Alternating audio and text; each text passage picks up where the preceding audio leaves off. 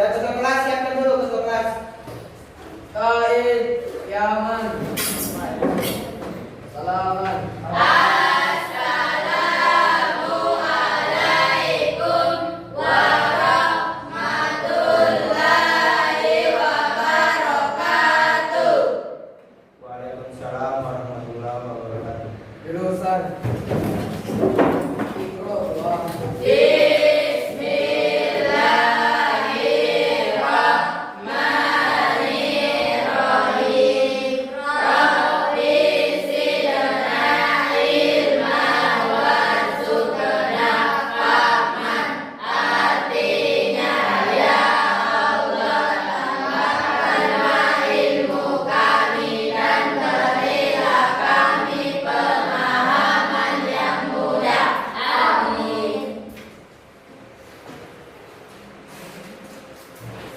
Selamat pagi dan apa kabar hari ini anak-anakku sekalian? Alhamdulillah, luar biasa. Allahu Akbar. Alhamdulillah. Jadi sebelum kita memulai pelajaran, saya akan absen dulu kehadiran anak-anak sekalian pada hari ini. Algi, Hadir Pak.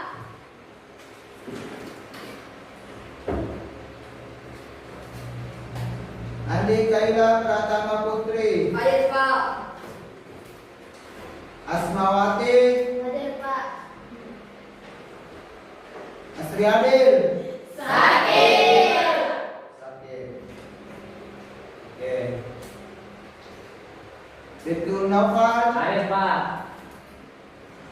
Arifatul Adana, Hadir Pak. Nur Isna, Hadir Pak. Andin Jabirala, Hadir Pak. Ilvin, Hadir Pak.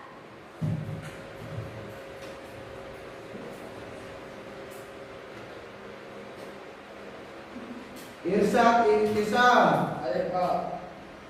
Nurul Asara, Hadir Pak. Nur Anidiasam, Hadir Pak. Nur Akila Iman, Hadir. Muhammad Ali Baksan, Hadir Pak. Muhammad Kurnia, Hadir Pak. Rorol Islami, Hadir Pak. Winda Aulia. Hadir Pak. Ada yang saya lewatkan? Ada yang dari sebut namanya? Tidak ada Pak. Ada satu orang tidak hadir ya? Iya Pak. Oke.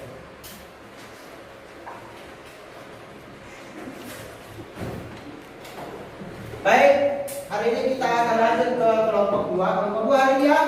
Pak. Kelompok 2 sebelumnya kita membahas masalah sistem pencernaan yang sudah dibahas minggu lalu oleh kelompok 1. Kelompok 1. Kita akan mengulas kembali dulu sebenarnya sejauh mana pemahaman anak-anakku sekalian tentang sistem pencernaan. Masih ada yang ingat alat-alat sistem pencernaan? Yang pertama apa? Mulut. Mulut.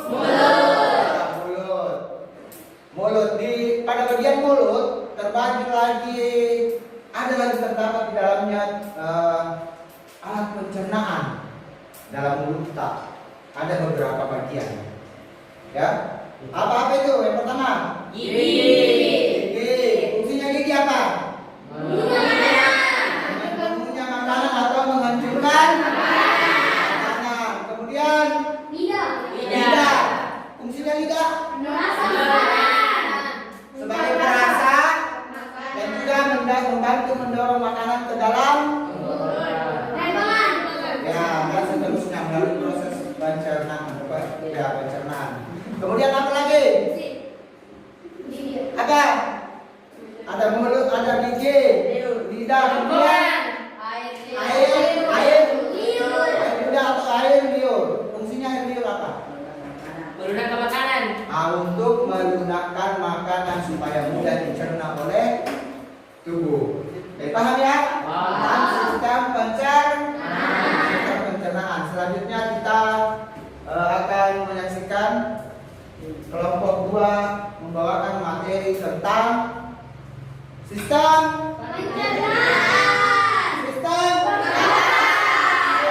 pernapasan. Sistem pernapasan pada manusia. Ya, baik anak-anak sekalian, sebelum kita mempersilahkan kelompok 3 untuk memaparkan materinya, kita untuk menambah semangat kita dalam pelajaran, saya minta anak-anak sekalian berdiri dulu. Berdiri dulu. Ya. Seperti biasanya kita ice breaking. Baik. Perhatian. Siap. Tepuk tangan cinta. Cinta Allah, cinta Allah dan Rasulnya. Cinta ilmu, cinta alam dan lingkungan. Cinta diri dan sesama tanah air kita. Pancasila jiwa madrasah. Silakan duduk kembali. Sebelumnya saya akan sampaikan tujuan pembelajaran kita pada kesempatan kali ini. Yang pertama, menjelaskan struktur dan fungsi jaringan organ pernapasan pada manusia. Jadi sebentar kalian harus mampu menjelaskan itu. Organ-organ pernapasan pada manusia seperti apa, beserta dengan fungsinya. Kemudian tujuan yang kedua, mengaitkan struktur dan fungsi organ pernapasan manusia dihubungkan dengan kehidupan sehari-hari, bagaimana kita bernafas, ya, sehingga kita bisa bertahan hidup seperti sekarang.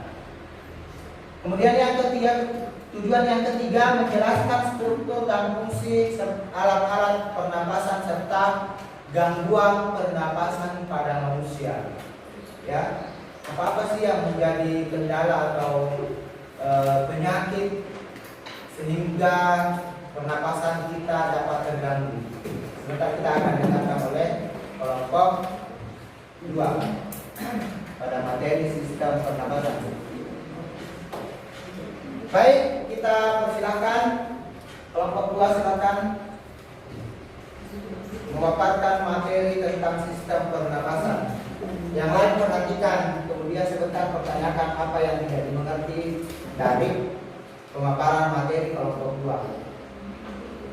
Silakan kelompok 2 di depan.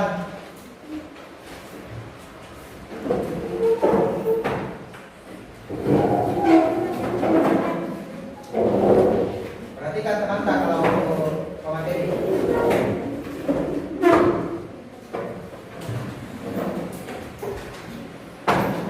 Silakan moderator Arif. Materi pertama Andi Kaila, kedua Kurni, dan ketiga Nurul Asara. Silakan. Bismillahirrahmanirrahim. Assalamualaikum warahmatullahi wabarakatuh. Waalaikumsalam warahmatullahi wabarakatuh. Alhamdulillah, terima kasih atas kesempatan yang diberikan kepada kami dari kelompok 2. Perkenalkan, saya sebagai moderator atas nama Muhammad Alif Aksan dan rekan saya sebagai pemateri. Perkenalkan, nama saya Nikila Pratama Putri. Perkenalkan, nama saya Muhammad Kurnia. Perkenalkan, nama saya Nurul Asara. Kemudian demikian perkenalan dari kami dari kelompok 2. Alhamdulillah, puji syukur kita panjatkan kehadirat Allah Subhanahu wa taala atas limpahan rahmat dan hidayahnya sehingga kita dapat berkumpul di tempat yang penuh mubarak ini. Selawat menyertai salam kita kirimkan kepada baginda Rasulullah Shallallahu Alaihi Wasallam, Nabi yang merupakan suri tauladan bagi kita semua. Baiklah, untuk lebih mengefisienkan waktu, saya persilahkan kepada pemateri pertama untuk memaparkan materinya. Waktu dan tempat kami persilahkan.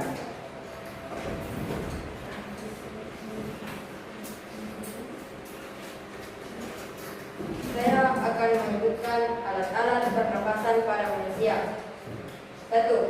Rongga hidung, kapung nasalis, Rongga hidung berlapis selaput lendir berfungsi menangkap benda asing yang masuk lewat saluran pernapasan. 2. Pangkal tenggorokan laring. Pada pangkal tenggorokan laring terdapat sebuah katup yang disebut epilotis. Epilotis ini berfungsi mengatur jalannya makanan dan udara pernapasan sesuai dengan salurannya masing-masing. Di samping itu, pada pangkal tenggorokan terdapat pita suara yang merupakan organ penghasil suara pada manusia. 3. Batang tenggorokan trakea. Tenggorokan berupa pipa yang panjangnya 10 cm terletak sebagian di leher dan sebagian di rongga dada torak. 4. Cabang tenggorokan bronkus. Batang tenggorokan merupakan saluran penghubung antara rongga hidung, rongga mulut, dan paru-paru. 5. Alveolus merupakan struktur berbentuk bola-bola mungil atau gelembung paru-paru yang diliputi oleh pembuluh-pembuluh darah. 6. Paru-paru pulmo. Paru-paru terletak di rongga dada tepat di atas sekat diafragma. Diafragma adalah sekat rongga badan yang membatasi rongga dada dan rongga paru. 7. Pleure. Pleure merupakan selaput pembungkus paru. Setelah pemateri pertama memaparkan materinya, selanjutnya akan dilanjutkan oleh pemateri kedua. Waktu dan tempat dipersilakan. Terima kasih kepada moderator. Selanjutnya saya akan memaparkan lanjutan materi, yaitu mekanisme pernapasan. Mekanisme pernapasan adalah suatu proses pertukaran gas oksigen dan karbon dioksida. Proses pernapasan dipengaruhi oleh susunan saraf otonom. Menurut tempat terjadinya pertukaran gas, maka pernapasan dapat dibedakan atas dua jenis. 1. Pernapasan luar atau eksternal. Terjadinya pertukaran udara antara udara dalam alveolus dengan darah dalam kapiler. 2. Pernapasan dalam atau internal adalah pertukaran udara antara darah dalam kapiler dengan sel-sel tubuh. Keluar masuk udara dalam paru-paru dipengaruhi oleh perbedaan tekanan udara dalam rongga dada dengan tekanan udara di luar tubuh. Jika tekanan di luar rongga dada lebih besar, maka udara akan masuk. Sebaliknya, apabila tekanan rongga dada lebih besar, maka udara akan keluar. Proses pernapasan selalu terjadi dua siklus, yaitu inspirasi atau menghirup udara dan ekspirasi atau mengeluarkan udara. Berdasarkan cara melakukan inspirasi dan ekspirasi serta tempat terjadinya pernapasan, manusia dapat melakukan dua mekanisme pernapasan, yaitu pernapasan dada dan pernapasan perut. Pernapasan dada dan perut terjadinya secara bersamaan. Pernapasan dada. Pernapasan dada merupakan pernapasan yang mekanismenya melibatkan aktivitas otot-otot antar tulang rusuk atau intercosta. Pernapasan dada terjadi melalui fase inspirasi dan ekspirasi yang mekanismenya sebagai berikut. Mekanisme pernapasan dada. 1. Fase inspirasi pernapasan dada. Mekanisme inspirasi pernapasan dada sebagai berikut. Otot antar tulang rusuk atau musculus intercolateris eksternal berkontraksi, tulang rusuk terangkat atau posisi datar, paru-paru mengembang, tekanan udara dalam paru-paru menjadi lebih kecil dibandingkan tekanan dari luar, udara luar. Udara luar masuk ke paru-paru. 2. Fase ekspirasi pernapasan dada. Mekanisme ekspirasi pernapasan perut adalah sebagian berikut. Otot antar tulang rusuk relaksasi, tulang rusuk menurun, paru-paru menyusut, tekanan udara dalam paru-paru lebih besar dibandingkan dengan tekanan udara luar. Udara keluar dari paru-paru. B. Pernapasan perut atau pernapasan perut merupakan pernapasan yang mekanismenya melibatkan aktivitas otot-otot diafragma yang membatasi rongga perut dan rongga dada. Mekanisme pernapasan perut dapat dibedakan menjadi dua tahap, yakni sebagai berikut. 1. Fase inspirasi pernapasan perut. Mekanisme inspirasi pernapasan perut sebagai berikut. Sekat rongga dada atau diafragma berkontraksi. Posisi dari melengkung menjadi mendatar. Paru-paru mengembang, tekanan udara dalam paru-paru lebih kecil dibandingkan dengan tekanan udara luar. Udara masuk. 2.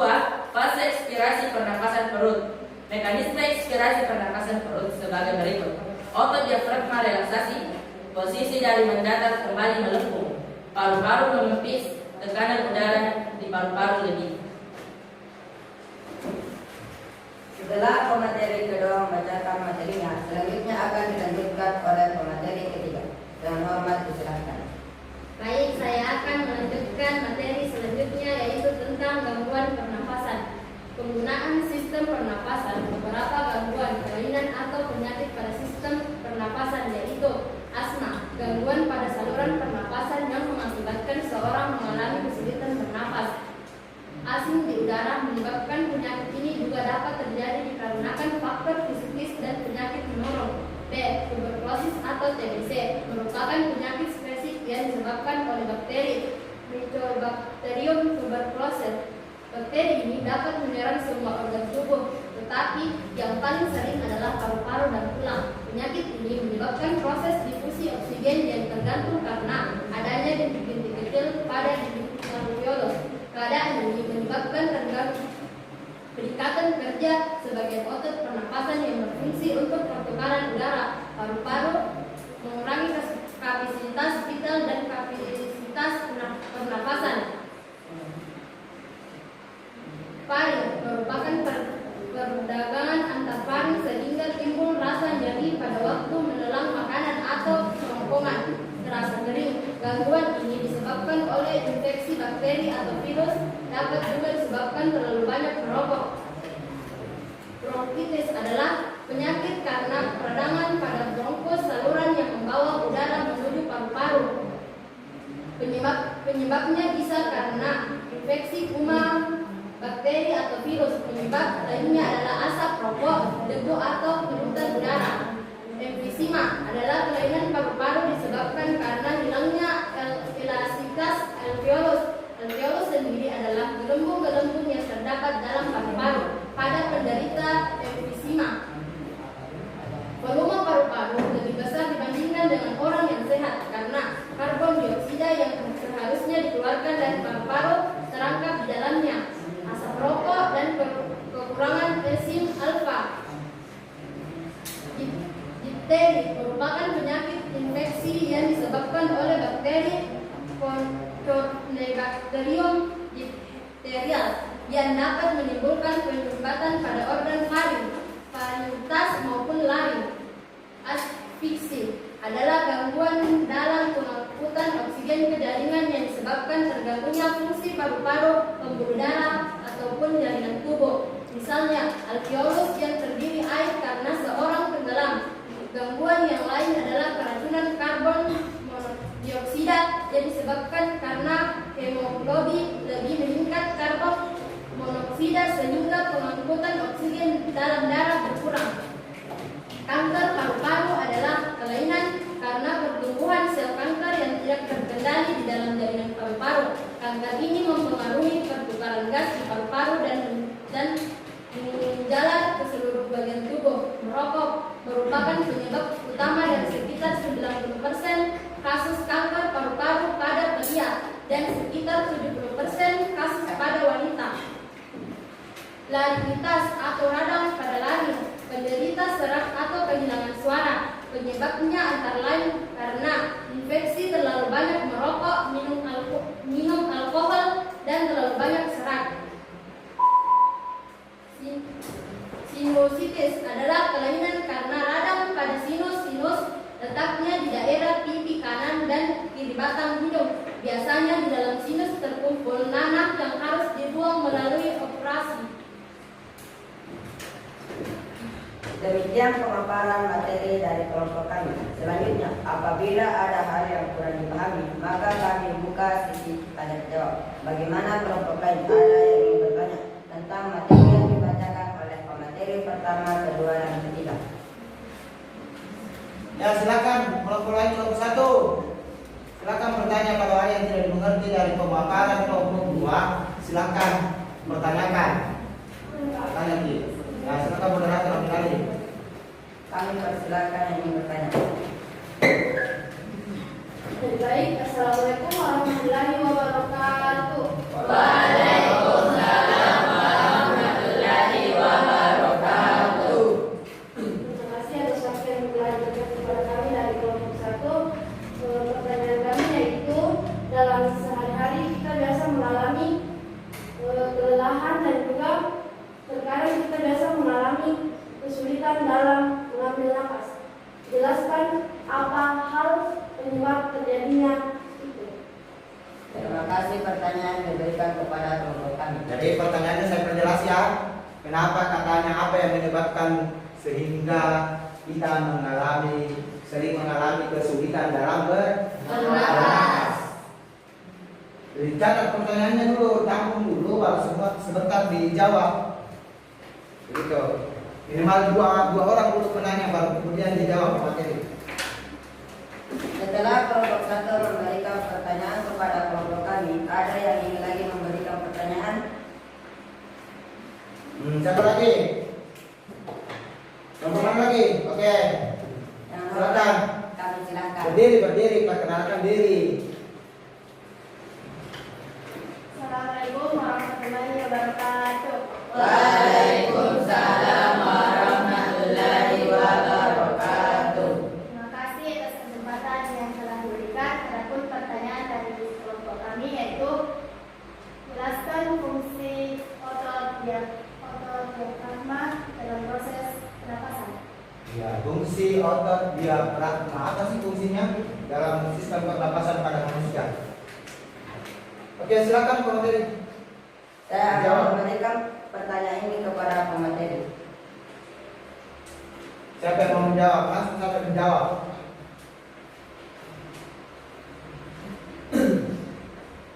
Terima kasih atas diberikannya waktu untuk menjawab pertanyaan kelompok 1.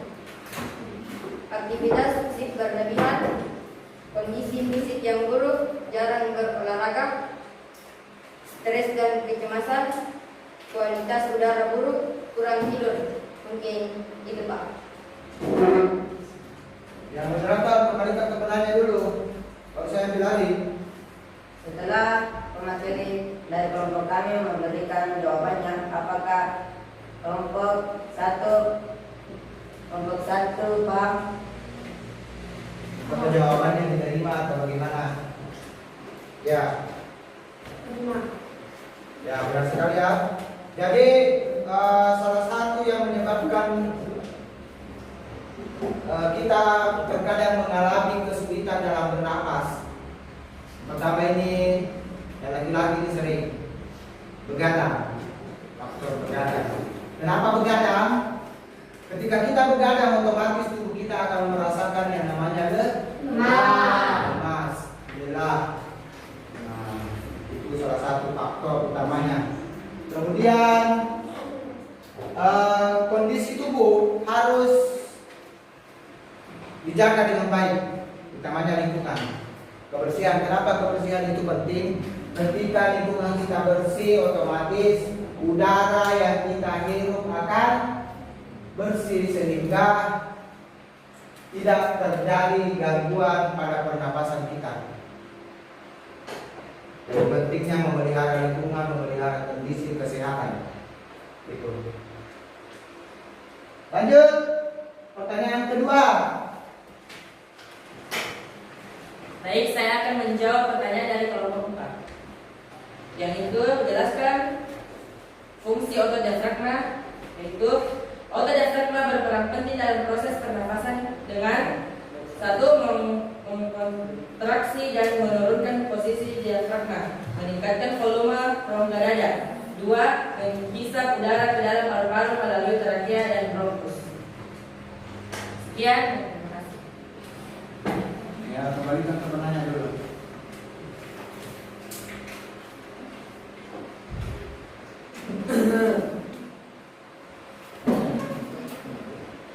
Moderator ambil alih, kembalikan ke penanya, tanya kepada penanya. Yang bertanya tadi siapa?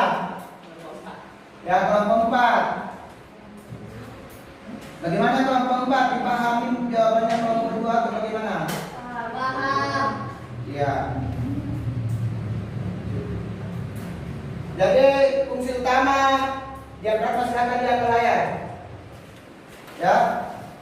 Yang pertama, otot pernapasan utama menggerakkan paru-paru. Ya. Pada saat kita menghirup atau mengembuskan udara. Napas ya. Bisa diperhatikan, bisa dirasakan. Jadi dia ada bantuan otot diafragma di.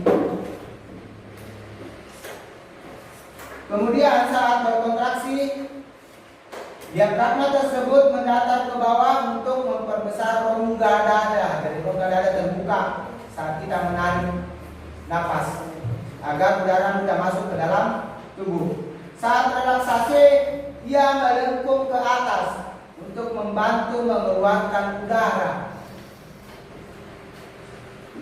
Ya, jadi bisa diperhatikan, bisa dirasakan secara langsung bagaimana proses kita mengambil napas dan mengeluarkan napas dan cara kerja otot diafragma tersebut. Kemudian diafragma memisahkan rongga dada dan perut. Ya,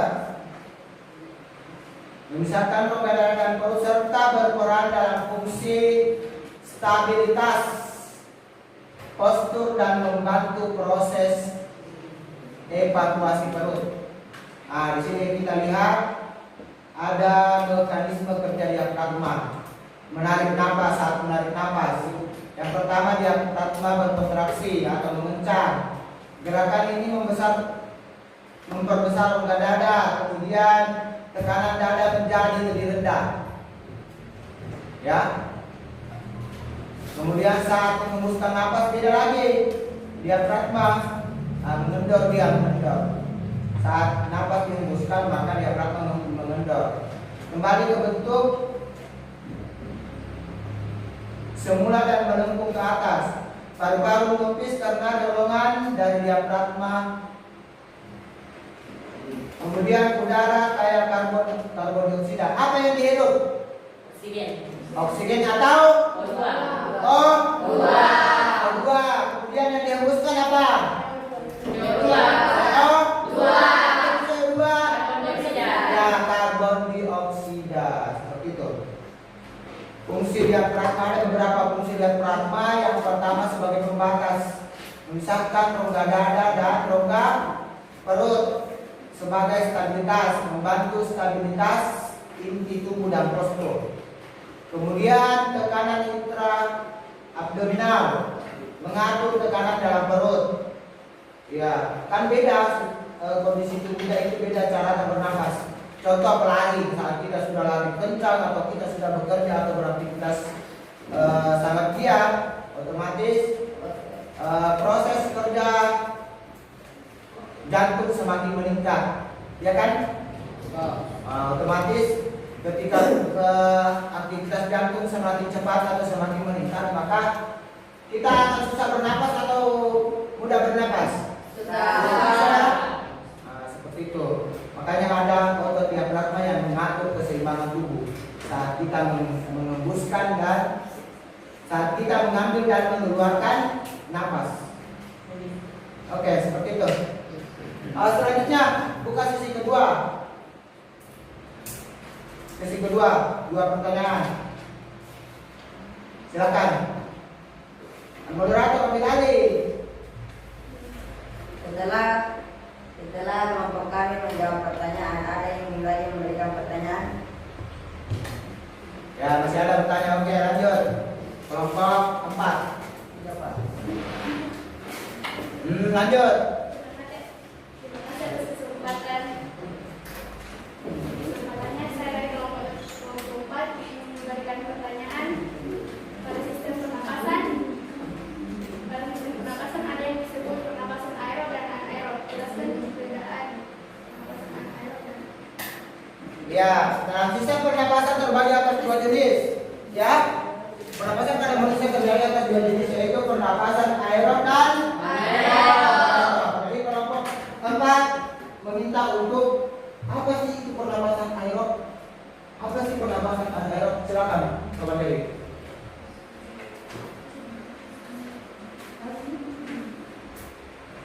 Baik, terima kasih atas pertanyaan dari kelompok 4.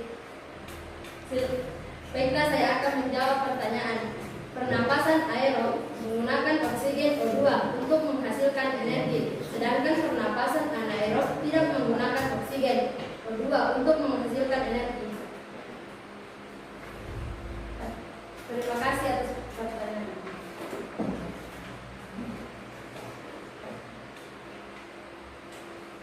Silakan ambil lagi.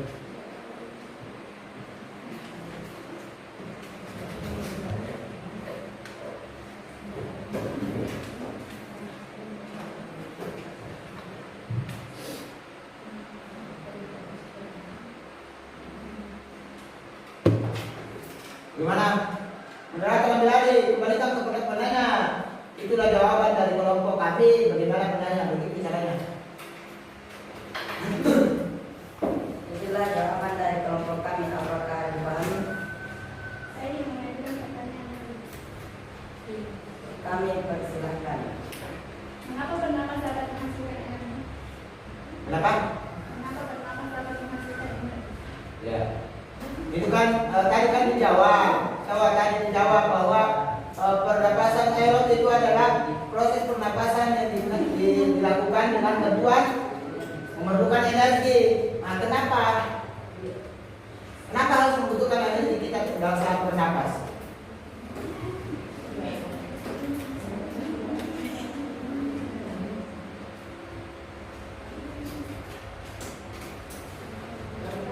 Bagaimana?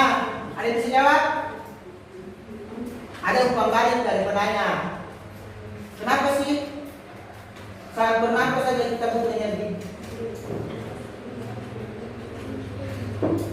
Moderator tanya lempar ke kelompok lain. Kalau misalnya kelompok tadi tidak mampu jawab, silakan lempar ke kelompok lain supaya siapa tahu ada yang bisa menjawab.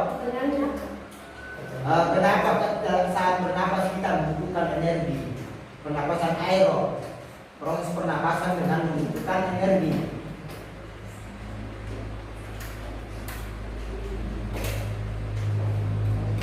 Sedangkan ada yang tidak membutuhkan energi, ya kan? Yaitu anaerob, proses pernapasan tanpa energi.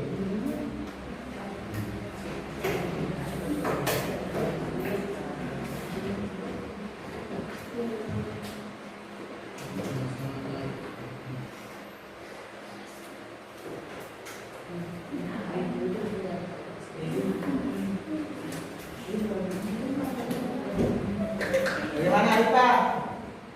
Ya silakan. Lebih baik kami akan menjawab pertanyaan dari kelompok F, yaitu karena oksigen yang kita hirup digunakan oleh sel untuk membakar makanan dalam proses yang disebut respirasi seluler. Cukup sekian.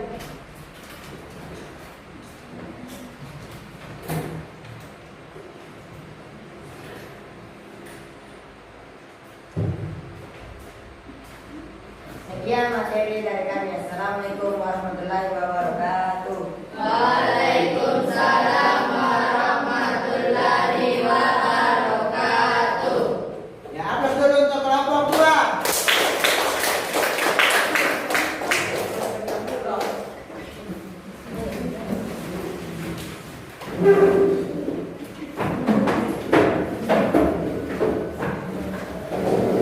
Ya baik. Silakan duduk.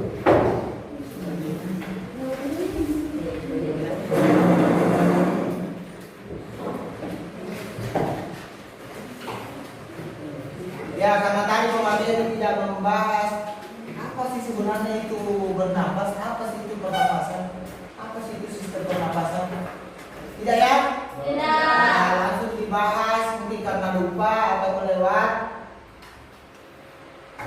Langsung dibahas organ pernapasan. Jadi pernapasan itu adalah dalam istilah biologinya apa pernapasan? Respirasi.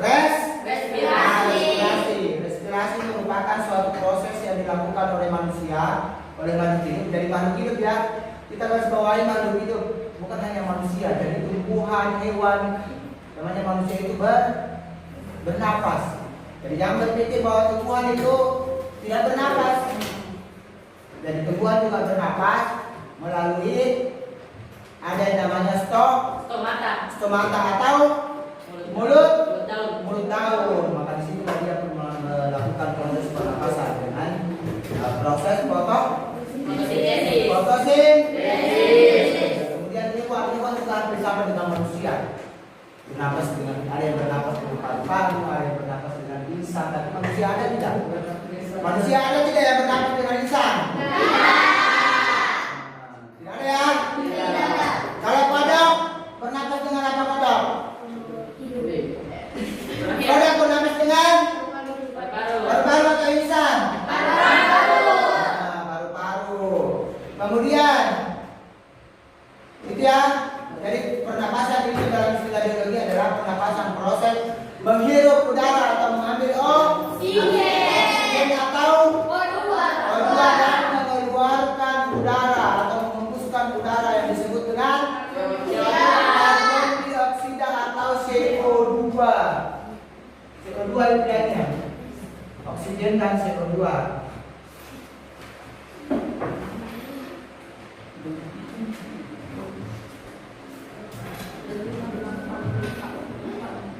Baik, untuk sebelum saya memberikan tugas, terlebih dahulu kita simak video berikut tentang proses bagaimana manusia bernapas. Dengarkan, simak baik-baik ya. Video yang akan saya tampilkan, yang akan Bapak tampilkan ini ada hubungannya dengan tugas sebentar. Dan silakan perhatikan baik-baik videonya.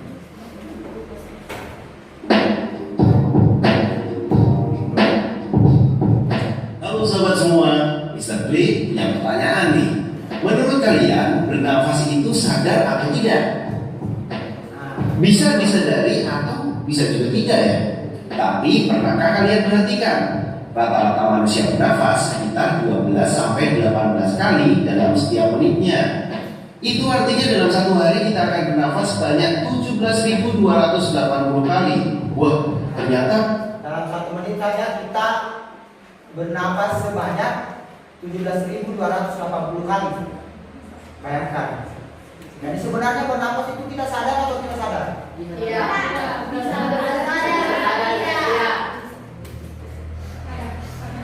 Coba kita bayangkan, coba andaikan kita menyadarinya bahwa dalam satu menit kita bernapas sebanyak 17.280 kali. Tidak. Betapa seringnya kita bernapas. Ya seperti itu ya. juga ya, meskipun kelihatannya banyak dan mudah, proses pernafasan yang ada di dalam tubuh kita prosesnya tidak mudah loh.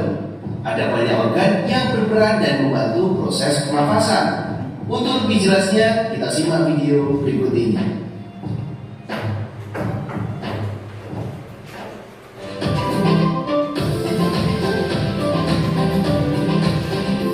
Jangan lupa subscribe channel Mr. Klik agar rekan-rekan mendapatkan update video pembelajaran, tutorial, dan sekilas tentang perkembangan dunia pendidikan.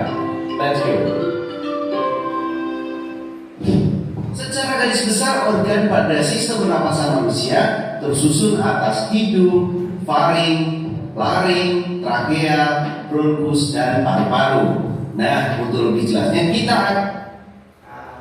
bagian-bagian organ pernapasan yang membantu kita bernapas, organ-organ yang bertugas saat kita, yang bekerja saat kita bernapas. Perhatikan bagian-bagiannya baik-baik. Letaknya di mana? Esofagus di mana, trakea di mana, paru-paru. Perhatikan letaknya baik-baik melalui video ini. Jadi secara bersama-sama dan kita akan bahas satu persatu. Yang pertama adalah hidung. Dalam sistem pernapasan manusia, hidung merupakan organ pernapasan yang paling luar. Melalui organ ini, udara dari luar yang tidak hanya mengandung oksigen, tetapi juga gas-gas lainnya seperti nitrogen, belerang, dan karbon dioksida akan masuk ke dalam tubuh. Fungsi hidung adalah untuk menghirup udara pernapasan, menyaring udara, menghangatkan udara pernapasan, dan juga berperan dalam resonansi suara. Hidung dilengkapi dengan rambut hidung yang berfungsi menyaring partikel atau debu dan kotoran sebagai indera pembau, dan selaput lendir di situ, dan ada yang namanya konka. Selaput lendir pada hidup berfungsi sebagai penangkap benda asing yang masuk terhirup saat bernafas, seperti debu ataupun bakteri. Nah, bagaimana dengan konka? Tadi kan ada konka ya. Konka itu memiliki banyak kapiler darah yang berfungsi menyamakan suhu udara yang terhirup dari luar dengan suhu tubuh. Sedangkan indera pembau berfungsi untuk merasakan bau-bau di lingkungan. Itu adalah hidung. Selanjutnya ada faring. Bagian hidungnya ada rambut hidung. Jadi itu rambut hidung kalau terlalu panjang sih bisa dipotong, tapi jangan dicabut karena fungsinya luar biasa. Nah, dia menyaring partikel-partikel yang dibawa oleh hidung saat kita mengikuti darah. Ada partikel-partikel jahat yang bercampur dengan bakteri ini. Kenapa kita mulai periksa? Dan yang seringnya cabut itu bulu hidungnya. Yang sering cabut bulu hidung, rambut hidung akan mudah terkena influenza. Kenapa? Tidak ada yang menyaring debu itu masuk ke dalam saluran pernafasan, sehingga bakteri akan masuk. Seperti yang ditampilkan tadi dulu. Ada bakteri di situ serta satu. Tergantung ya di rambut hidung manusia. Itu fungsinya rambut hidung pada manusia.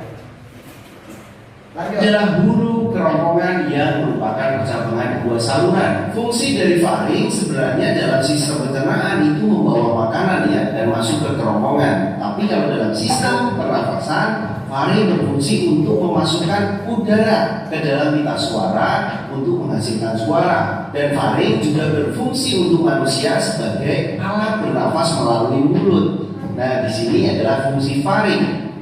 Setelah Silakan dipraktekkan coba bagaimana faring itu berfungsi dalam tubuh kita saat kita bernafas. Faring ini yang menurut keterangan tadi video bahwa faring ini yang menghasilkan suara saat kita bernafas. Ya, itu proses kerjanya faring. Jadi bisa langsung diperhatikan bahwa faring letaknya di sini dan fungsinya apa benar fungsinya dia membantu menghasilkan suara saat kita bernafas. Nah, silakan diperhatikan sendiri. Ada suara tidak saat bernafas? Ada ya? Oke, lanjut. Simak baik-baik. Ring itu ada yang ketiga namanya laring. Laring atau kotak suara merupakan organ pada leher mamalia yang melindungi trakea dan terlibat dalam produksi suara. Laring adalah saluran pernafasan yang membawa udara menuju ke trachea. Laring disebut kotak suara karena di dalamnya ada pita suara. Ini merupakan suatu saluran yang dikelilingi oleh 9 tulang rawan, yang salah satunya adalah tulang rawan troid. Pada laki-laki dewasa disebut jabun. Selanjutnya ada trachea. Organ lainnya yang mengambil bagian dalam sistem pernafasan manusia adalah trachea. Trachea merupakan tabung memanjang yang memiliki Ya, kita kembali ke laring dulu. Yang di mana sudah terdapat pita suara yang menghasilkan suara sehingga kita bisa mengeluarkan suara. Nah, pertanyaannya kenapa ini jangkung? Hanya Untuk laki-laki. dimiliki oleh laki-laki. Ada pada laki-laki. Ya, perempuan ada juga yang punya jangkung. Ada tidak jangkung yang punya perempuan? Hah? Tidak ya?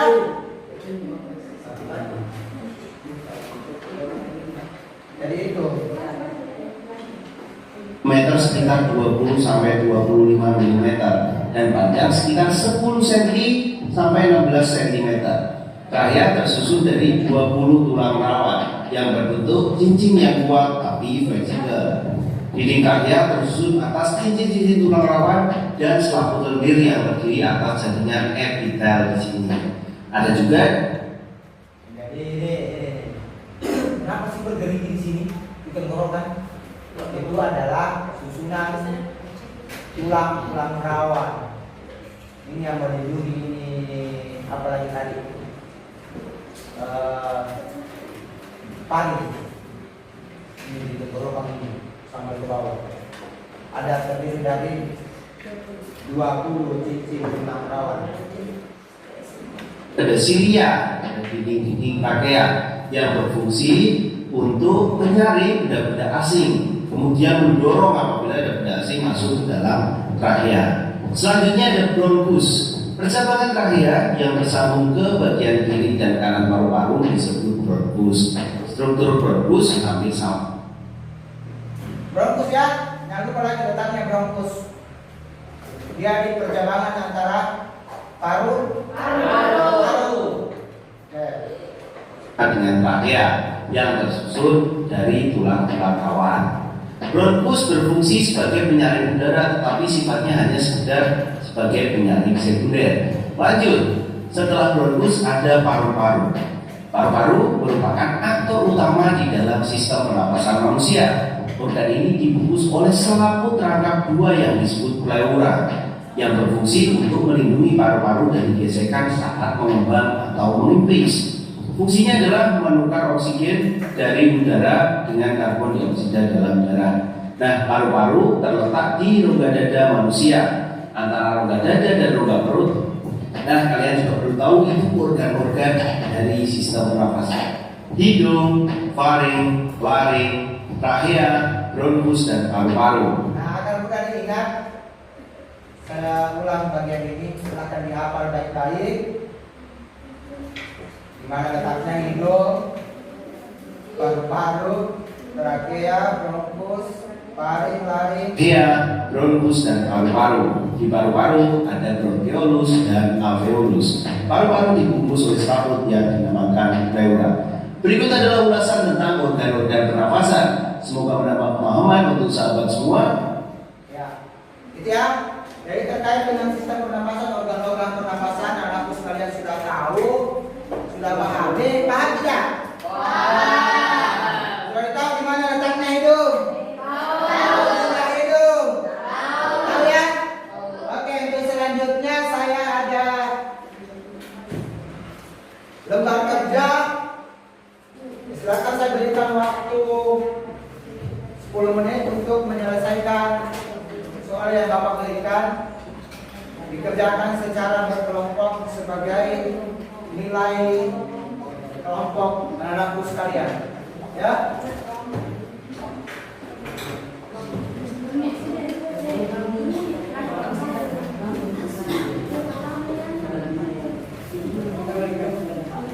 Dituliskan fungsinya masing-masing. Ya. Di situ ada, perhatikan kemarin dulu sebelum dikerjakan tugas kelompoknya. Perhatikan, ini ada gambar organ pernapasan pada manusia, kemudian bagian-bagiannya masih kosong. Nah, di bawahnya ada beberapa nama organ pernapasan. Ya, organ pernapasan ini, contoh pada bagian pertama dia menunjukkan gambar organ pernapasan apa ini, bagian apa ini. Silakan dicari di bawah namanya, kemudian dipasangkan di atas. Setelah itu tuliskan fungsinya masing-masing. Ya, kelompok tercepat dan tepat jawabannya akan saya kasih hadiah. Ya, dalam kurun waktu itu 10 menit harus selesai. Silakan mengerjakan.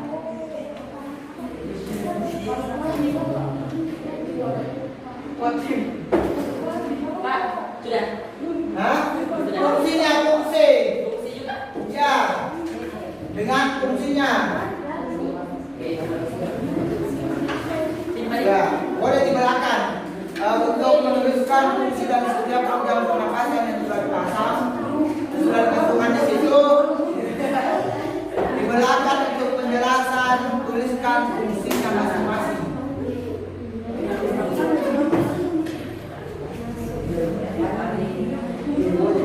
Kerjasama ya, kerjasama kelompok. Ini namanya juga tugas kelompok, otomatis harus bekerja sama. Sebentar saya kasih tugas individu.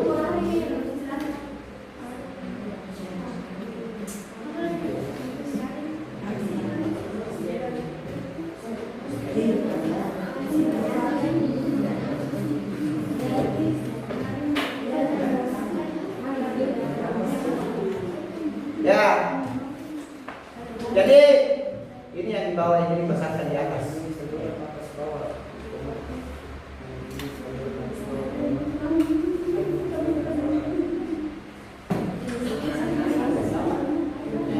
Ya silakan setelah itu tuliskan fungsinya di belakang saja ditulis. Kerjasama dengan ada yang dia. Ini mengenai kelompok ya.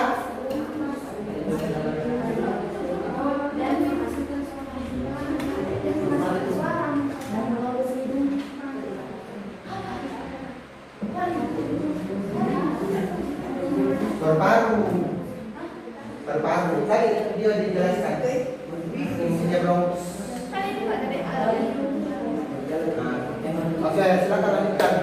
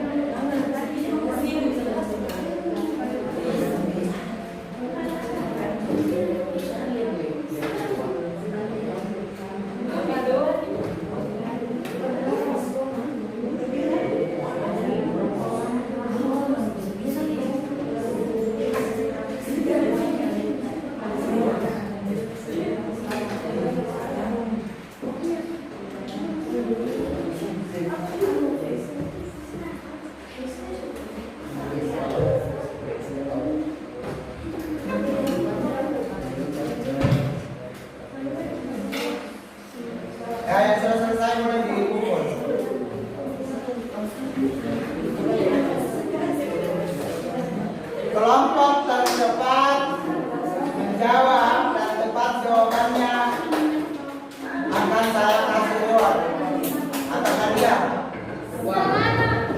Ya, makanya cepat-cepat semangat.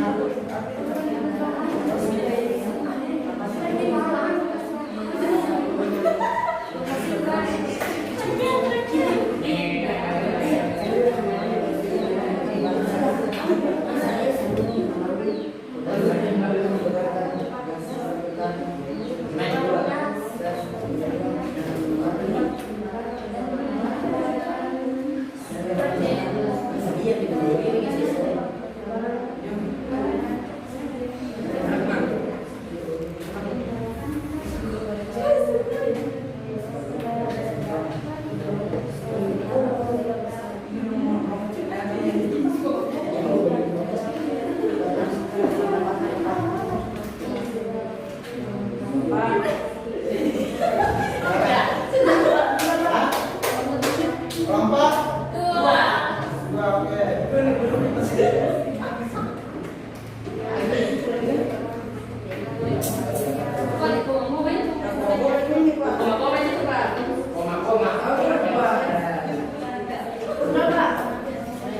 Silakan kumpul yang selesai.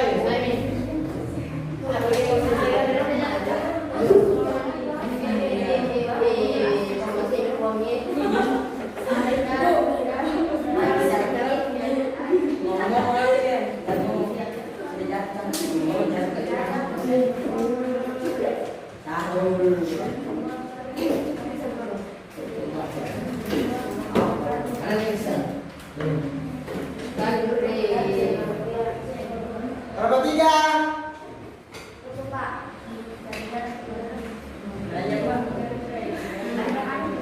Tiga menit lagi.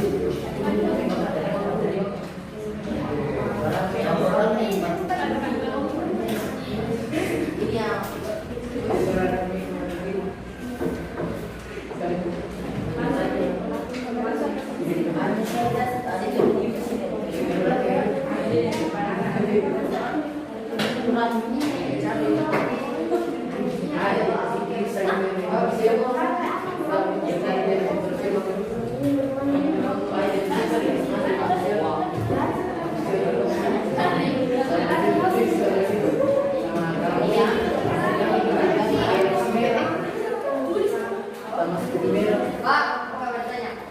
Ya, Apa itu diagram? Apa yang dimaksud diagram?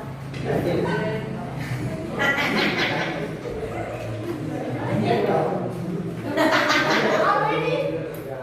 Gambar apa ini? Oh, gambar apa sih? Kan.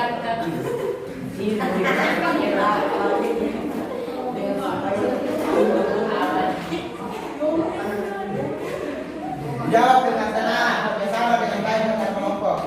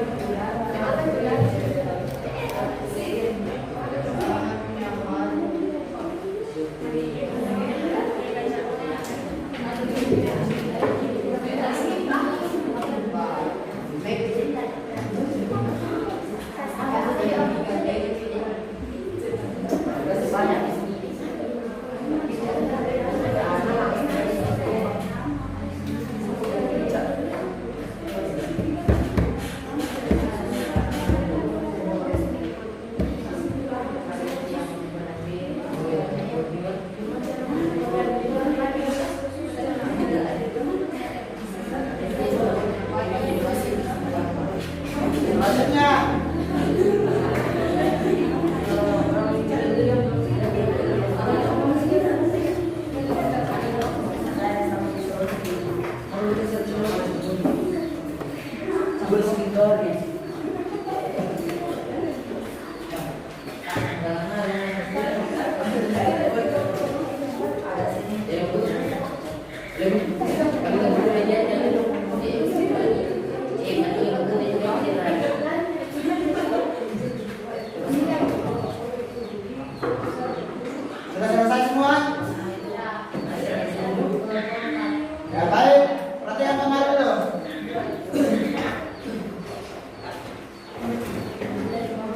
Jadi anak-anak sekalian, dari untuk kegiatan asesmen kelompok, saya akan mengumumkan hasilnya nanti pertemuan selanjutnya. Kita berikan dulu kesimpulan untuk pelajaran hari ini. Jadi sistem pernapasan khususnya pada manusia merupakan organ yang paling penting dan paling harus kita jaga dalam kehidupan agar kita dapat bertahan hidup. Belajar dulu dan dulu mana sebentar sedikit lagi baru kita pulang. Jadi sangat penting ya untuk menjaga organ pernapasan kita. Salah satunya adalah budayakan hidup sehat. Kalau lingkungan kita bersih, lingkungan kita sehat, maka kita akan dapat hidup dengan tenang dan sehat ya. Kalau mau hidup sehat, maka pelihara lingkungan, jaga kebersihan. Sama halnya di kelas. Kalau kotor lingkungan di kelas lah, otomatis pelajaran tak akan terganggu. Kenapa? Karena sebentar bersih-bersih karena dulu, ya. Makanya tidak salah itu kalau disuruh kita bersihkan supaya kita hidup sehat. Laki jangan merokok, ya, merokok. Dari menghirup udara dengan asap yang berlebihan, seperti ke dalam botol yang bersintetis itu, kayak gunanya itu hanya akan membawa penyakit, dapat buruk untuk kita. Seperti itu anak-anak sekalian. Baik, saya rasa pertemuan kita hari ini cukup sampai di sini untuk sistem pernapasan. Selanjutnya kita akan membahas tentang sistem Pencernaan.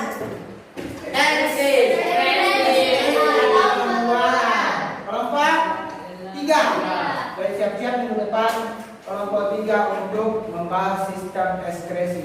Sama halnya kelompok sebelumnya, silakan buat media gambar ya sistem ekskresi pada manusia saja khusus.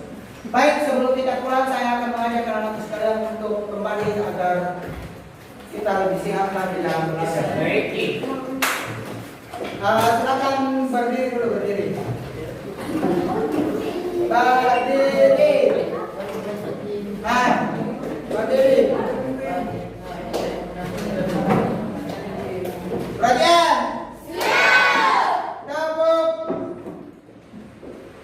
Tepuk 1.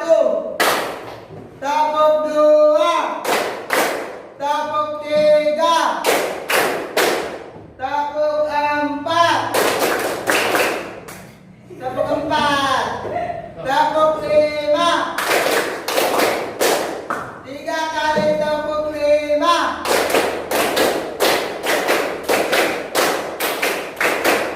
Oke. Silakan duduk kembali. Oke. Untuk selanjutnya untuk lembar kerja individu,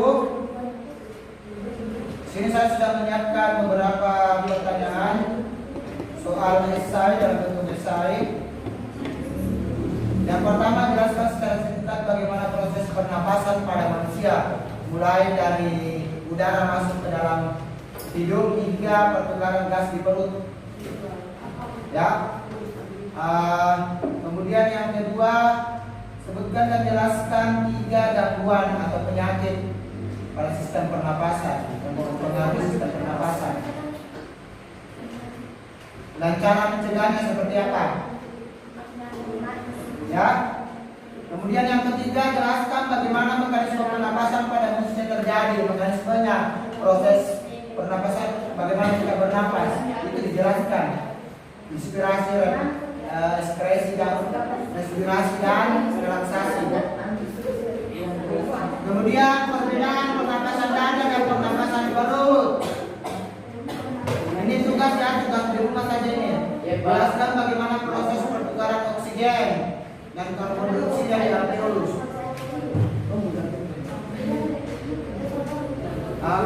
kemudian ada angket. Nanti untuk selanjutnya saya akan kirimkan di grup pelajar masing-masing. Di grup pelajar IPA yang kelas 85 untuk tugas individu dikerjakan di rumah, dan minggu depan harus dikumpul sebelum kita mulai materi sistem ekskresi atau sistem pengeluaran. Baik, demikian pembelajaran kita pada hari ini. Saya berharap untuk kelompok selanjutnya agar lebih aktif lagi, lebih baik daripada kelompok hari ini. Hari ini sudah cukup baik dalam menyampaikan materi, dan saya berharap kelompok 3 untuk membahas sistem ekskresi agar lebih aktif. Ya, pelajari baik-baik materinya, rangkuman materinya, cari materinya di rumah, dan kelompok lain juga. Jangan Anda berpikir bahwa saya bagian sistem pernapasan, kemudian itu yang mau dicari materinya, jangan. Supaya kalian juga tahu, kalian juga harus tahu apa itu sistem ekskresi dan organ-organ tubuh manusia pada yang lainnya. Harus dicari semua materinya supaya dipaham. Nah, nanti itu soalnya bukan kok sistem pernapasan yang saya angkat, bukan sistem apalagi hanya sistem ekskresi yang saya jadikan soal, saya angkat di soal, tidak. Semua materi. Jadi kalian semua wajib tahu materi yang kita bahas. Seperti itu. Selanjutnya kita siap-siap untuk pulang. Demikian materi Bapak yang Bapak sampaikan pada kesempatan hari ini. Selanjutnya silakan Nabi Nadi kita berdoa sebelum pulang. Baik. Yaman. Salaman.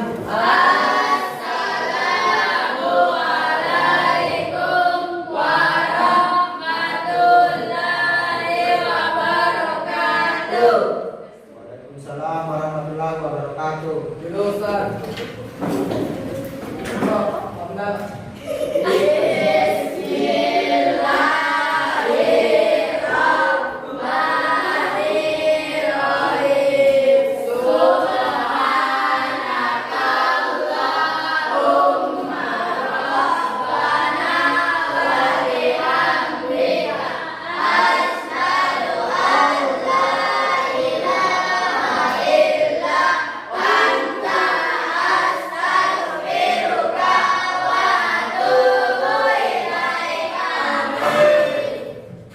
Nah, yang paling tenang dulu kasih pulang. Ya, nomor 4. Tekan.